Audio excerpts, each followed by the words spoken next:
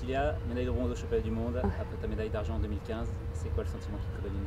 Il y a beaucoup de joie, parce qu'une médaille c'est d'une difficulté à atteindre en championnat, et puis même en Coupe du Monde, il y a tellement de déçus que là je suis contente, parce que comme voilà, j'aurais pu perdre au premier tour, et à 9h15 être sous la douche et finir ma journée dans les gradins. Et puis je finis la journée avec une médaille autour du cou, donc il y a beaucoup de bonheur. Mais cette journée elle a quand même été compliquée, parce que au-delà de ma situation personnelle, ça a été très dur de voir Sarah se blesser. Voilà, elle se blesse en tableau de 16. Elle fait une saison incroyable, elle nous apporte beaucoup dans le groupe. Elle m'a vraiment, c'est une fille rayonnante. Et personne ne mérite de se blesser, mais encore moins elle, quoi. Et donc cette médaille, je ne peux pas me permettre de dire qu'elle est pour elle, mais j'avais sa tête, j'avais son esprit, j'avais ses touches en tête.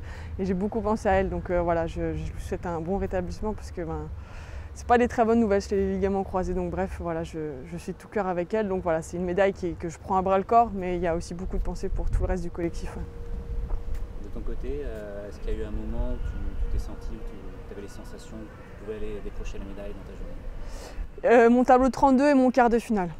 J'étais bien, et puis c'était des jeux très physiques, très dynamiques. C'était des filles, voilà, j'aime bien ce genre de jeu où les filles, elles vont vraiment mettre leur trip, elles ont 4 poumons, elles sont plus physiques que moi.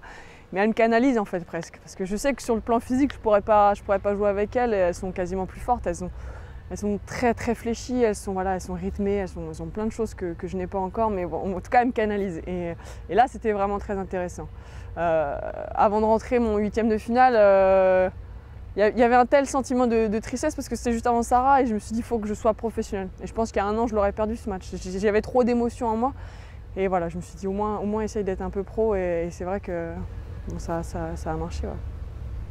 Maintenant, le prochain objectif, c'est dans 3 jours, l'épreuve par équipe. Comment l'équipe va justement aborder cette épreuve-là? Je pense que ça va nous faire du bien ce soir de toutes se réunir, parce que c'est quelque chose qui vous marque au fer rouge de perdre quelqu'un de votre équipe.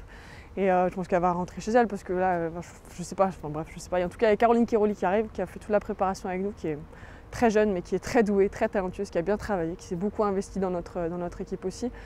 Donc voilà, on a un gros match, on a l'Allemagne au premier tour, l'Allemagne à domicile, on les a vus en individuel, elles ont fait une magnifique compétition.